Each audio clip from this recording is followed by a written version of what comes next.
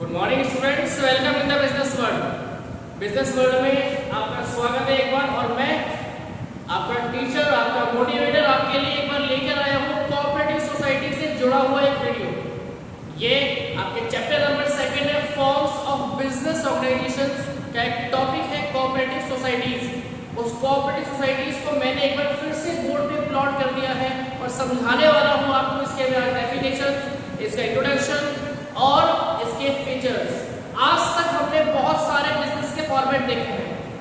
आज तक हमने बिजनेस के बहुत सारे फॉर्मेट देखे हैं। हमने देखा था सोल प्रोप्राइटरशिप, हमने पढ़ा था जॉइंट इनटू फैमिली बिजनेस, हमने पढ़ा था पार्टनरशिप, और अब हम आज पढ़ने जा रहे हैं कोऑपरेटिव सोसाइटी। ये मान के चलना कि बहुत सिंपल है, ये मान के चलना कि बहुत सिंपल टॉपिक है। और दूसरी सबसे इंपॉर्टेंट बात, सबसे हटके है ये टॉपिक, सबसे हटके है। जहां पर एक तरफ हम लोग बिजनेस की बात कर रहे हैं, जहां पर एक तरफ हम लोग बिजनेस की बात कर रहे हैं, प्रॉफिट मैक्सिमाइजेशन की बात कर रहे हैं, कॉस्ट रिडक्शन की बात करते हैं, वहीं पर आज इसके अंदर इन सबको मिलाकर हम सोशल वेलफेयर की बात भी करेंगे। आज हम लोग इन सबको मिलाकर सोशल वेलफेयर की बात करेंगे।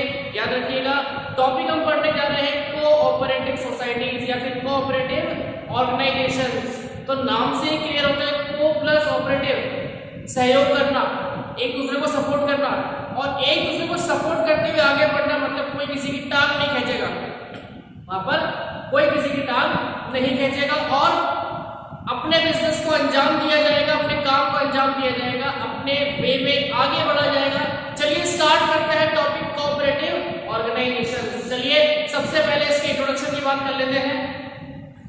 बेसिकली इसका मतलब होता है working together for common purpose. एक कॉमन पर्पस के लिए, कॉमन गोल के लिए, कॉमन ऑब्जेक्टिव के लिए, एक कॉमन ऑब्जेक्टिव के लिए सब लोग जब मिलकर काम करते हैं, एक कॉमन ऑब्जेक्टिव के लिए, कॉमन पर्पस के लिए जब सब लोग मिलकर काम करते हैं, तो उस फॉर्म ऑफ बिजनेस ऑर्गेनाइजेशन को हम बोलेंगे कोऑपरेटिव बिजनेस ऑर्गेनाइजेशन। आप इसे सिंपल लैंग्वेज में कोऑपरेटिव सोसाइटीज भी बोल सकते हैं।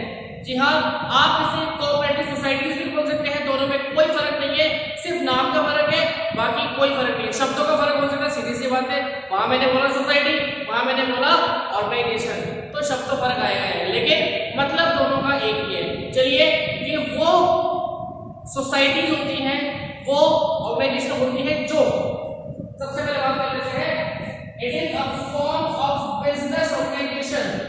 देखिए सबसे पहले main motive is social welfare और म्यूचुअल हेल्प। एक दूसरे की म्यूचुअल हेल्प करते हुए, एक दूसरे को सपोर्ट करते हुए, एक दूसरे को प्रॉफिट में रखते हुए। प्रॉफिट का मतलब ये नहीं कि हम अपना लॉस कर लें, इसका मतलब यहाँ पे बिल्कुल नहीं है।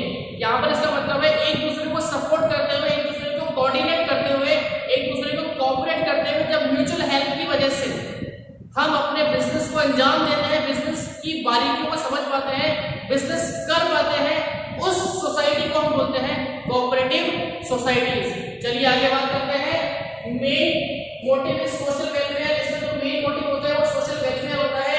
यहाँ पर इसका मतलब ये बिल्कुल भी नहीं है कि केवल सोशल वेलफेयर किया जाएगा। यहाँ पर इसका मतलब बिल्कुल भी नहीं है कि सोशल वेलफेयर ही किया जाएगा, प्रॉफिट भी कमाया जाएगा, लेकिन जो बिजनेस में धांधलियां होती हैं, जो बिजनेस में धांधलियां होती हैं, जो गफले होते हैं, जो नुकसान होता है, उसको रोका जाएगा।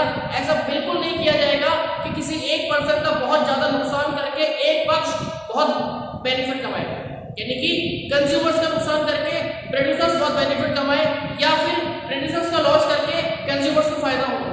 दोनों को बराबर रखा जाएगा, दोनों से बराबर चीजों में बात करी जाएगी, और जो प्रॉफिट का बंटवारा होगा किस तरीके से किया जाएगा उसको देखेंगे आगे। यहाँ पर जो मेन मोटिव होता है वो म्यूचुअल हेल्प होता है, प्रॉफिट होता है, तो उसको सरप्लस जो भी आएगा उसको बांट दिया जाएगा। अब किस तरीके से बांटा जाएगा उस पर डिस्कस करते हैं हम लोग। देखिए आगे, यहाँ पर मेन मोटिव क्या है, सोशल वेलफेयर, म्यूचुअल हेल्प की वजह से, और यहाँ पर प्रॉफिट कमाना, प्रॉफिट कमाना, यहाँ पर ज्यादा प्रॉफिट कमाना इसका मोटिव नहीं होता है। यहाँ पर ज्यादा प्रॉफिट कमाना इसका मोटिव नहीं होता है। चलिए नेक्स्ट बात करते हैं। और ईच और all and all for each principal पे ये बिजनेस काम करता है। ये बिजनेस काम करता है all for each and each for all, मतलब सब सबके लिए है, यानी कि एक सबके लिए और सब एक के लिए है। सब एक के लिए और एक सबके लिए, इस प्रिंसिपल पर ये सोसाइटी काम करती है। डेफिनेशन की बात करते हैं, बहुत सिंपल डेफिनेशन है इसकी। इंडियन कोऑपरेटिव सोसाइटीज एक्ट की बात करते हैं, इंडियन कोऑपरेटिव सोसाइटी एक्ट की बात करते हैं। इसके according it is a society which has its objective, जिसके पास में अपने खुद के ऑब्जेक्टिव होते हैं, जो अपने खुद के पर्पस में काम करते हैं, for the promotion of economic interest with its members and accordance with the cooperative principles। अब cooperative principles हम देख चुके हैं, each for all and all for each, या फिर one man one vote, ये भी इसका प्रिंसिपल है। तो इन सब प्रिंसिपल्स के बेस पे जो संस्था, जो ऑर्गेनाइजेशन काम कर रही है, उसको बोला जाएगा कोऑपरेटिव सोसाइटीज। ठीक है, चलिए बच्चों, ये वाला मैटर क्लियर है आप लोगों का। अब हम आते हैं इसके फीचर्स के ऊपर। बहुत सिंपल फीचर्स है। पहला फीचर है इसका वॉलंटरी एसोसिएशन। इसका पहला फीचर क्या है हमारे में? Voluntary association. अब सबसे पहले बताया तो इसका मतलब क्या होता है। वॉलंटरी एसोसिएशन का मतलब होता है किसी भी पर्सन की एंट्री और किसी भी पर्सन के एग्जिट पर कोई लोड नहीं होता। किसी भी पर्सन की एंट्री और किसी भी पर्सन के एग्जिट पर कोई लोड नहीं होता। कोई भी मेंबर किसी भी सोसाइटी को कभी भी ज्वाइन कर सकता है। कोई भी मेंबर किसी भी सोसाइटी को कभी भी ज्वाइन कर सकता है और कभी भी उसको एक्सेप्ट कर सकता है। लेकिन यहाँ पर एक बात ध्यान रखनी है, यहाँ पर कॉमन इंटरेस्ट के लिए आपको यहाँ पे कॉमन इंटरेस्ट का मतलब होता है कि उस सोसाइटी का जो इंटरेस्ट है, उस सोसाइटी का जो ऑब्जेक्ट है, अगर आप उसके अकॉर्डिंग काम कर सकते हैं, than welcome in the society. तो आपका सोसाइटी के अंदर वेलकम है। और अगर आप यहाँ पर प्रॉफिट कमाने के लिए आ रहे हैं, आप वहां पर बाद में इस मोटिव से हट जाए मुझे कि नहीं यार, मुझे तो प्रॉफिट कमाना है, मुझे कोई फायदा नहीं हो रहा है यहाँ पे आने से, तो वो उस पर्सन के लिए यहाँ पे कोई जगह नहीं। ठीक है, हालांकि मना नहीं किया जाएगा, लेकिन बाद में निकाला जाएगा। हालांकि जब वो पर्सन आएगा तो उसको मना नहीं करेंगे, लेकिन बाद में निकाला जाएगा, बाद में डिस्प्यूट होगा, बाद में प्रॉब्लम्स आएंगी। इससे बेटर है कि अगर आप कॉमन इंटरेस्ट पे काम कर सकते हैं, अगर आप कॉमन गोल्स पे काम कर सकते हैं, सोसाइटी के साथ कॉमन ऑब्जेक्टिव्स पे अगर आप काम कर सकते हैं, then please you are heartly welcome in the society. ये होता है आपका वॉलंटरी एसोसिएशन। किसी तरह की कोई रोक टोक नहीं होती, बस मोटिव सिर्फ एक होता है, सर्विस मोटिव। यहाँ पर मोटिव सिर्फ एक ही है, service motive and common objectives पे अगर आप काम कर सकते हैं, देन मोस्ट वेलकम। चलिए नेक्स्ट बात करते हैं equal votes and equal voting rights. Equal voting rights का मतलब होता है कि इसमें एक राइट होता है, एक अधिकार होता है, इसका एक प्रिंसिपल होता है कि यहाँ पर हर मेंबर को वोटिंग राइट्स होते हैं, हर मेंबर को वोटिंग राइट्स होते हैं और वोट के थ्रू अपनी मेजॉरिटी को शो करते हैं, जिसके बेस पर डिसीजंस लिए जाते हैं। ठीक है, अब यहाँ पर एक बात और आ रही है कि इक्वल वोटिंग राइट्स होते हैं, मतलब एक पर्सन को एक पर्सन एक vote, one man one vote. ऐसा बिल्कुल भी नहीं है कि मेरे पास बहुत सारा पैसा है, मैंने बहुत सारा पैसा बिजनेस में लगा दिया तो मुझे ज्यादा वोट का राइट मिल जाएगा। ऐसा बिल्कुल नहीं है। मैं चाहे पैसा कम लगाऊं या पैसा ज्यादा लगाऊं, ठीक है, मैं वहां का मेंबर हूं, तो मुझे एक ही वोट करने का अधिकार मिलेगा, एक से ज्यादा वोट तो वहां पे नहीं कर सकता। चलिए सर्विस मोटिव, मैंने अभी आपको ये बताया कि यहाँ पे जो मेन मोटिव होता है वो सर्विस मोटिव होता है। सर्विस मोटिव के बेस पर ही आप अंदर आ सकते हैं। यहाँ पर ज्यादा प्रॉफिट कमाना इस ऑर्गेनाइजेशन का ऑब्जेक्टिव नहीं होता है। यहाँ पर इसका मेन ऑब्जेक्टिव होता है सर्विस प्रोवाइड करना। चलिए नेक्स्ट बात करते हैं सेपरेट लीगल एंटिटी।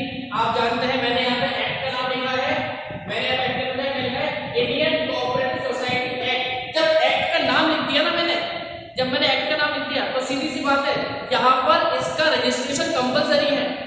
यानी कि हमने पार्टनरशिप में क्या पढ़ा था कंपलसरी वहां पे?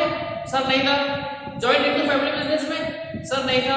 सोल प्रोप्राइटरशिप में? सर नहीं था। लेकिन यहाँ पर कोऑपरेटिव सोसाइटी एक्ट को जब बनाया जाएगा तो उसको रजिस्टर्ड कराया जाएगा इंडियन कोऑपरेटिव सोसाइटी एक्ट के थ्रू, और वो कंपलसरी होगा। उसको बिना रजिस्टर्ड करे आप आगे नहीं बढ़ सकते, आप सोसाइटी नहीं बना सकते। तो जब आप वहां पे रजिस्टर्ड हो, आपको किसी सोसाइटी ने वेरीफाई किया है, तो मान के चलना कि सेपरेट एंटिटी बन जाती है, सेपरेट लीगल एंटिटी बन जाती है। इसके अगेंस्ट भी केस आ सकते हैं और ये किसी के अगेंस्ट भी केस कर सकता है। यानी कि वहां के जो मेंबर्स हैं वो अपनी सोसाइटी से अलग, यानी कि मेरा पर्सनल अलग है, मैं प्रोफेशनली अलग हूँ, मैं पर्सनली अलग हूँ। आई एम वैभव श्रीवास्तव, मैं कनेक्टेड हूँ कंज्यूमर सोसाइटी से, तो कंज्यूमर सोसाइटी के अंदर मेरा रोल अलग होगा, यहाँ का मेरा रोल अलग।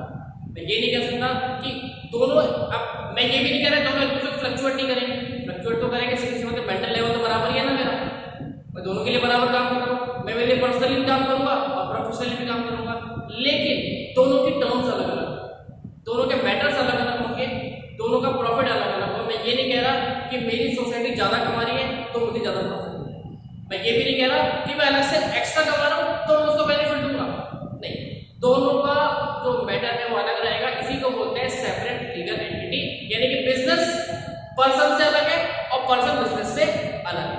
चलिए नेक्स्ट बात कर लेते हैं, distribution of service.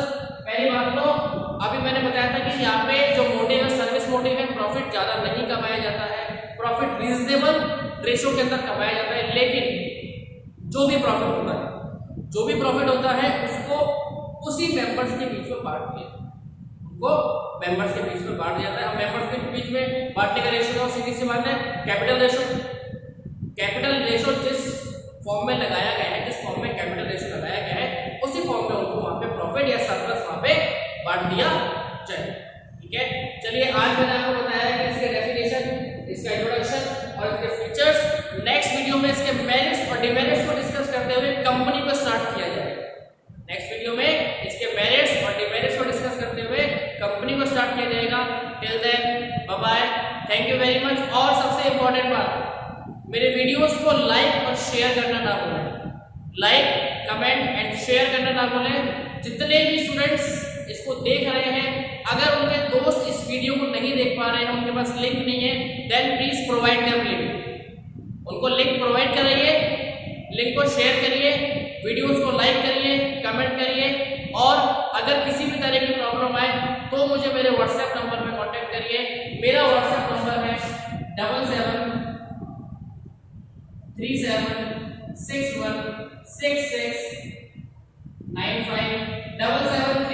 77376695 emergency services की तरह 24/7 चालू रहता है, 24/7 नंबर चालू रहता है। सबसे पहला काम क्या करना है बच्चों, आपको मेरे नंबर को आपके फोन में सेव करना है, जिससे मैं जो भी स्टेटस डालता हूं वो आपको मिल सके।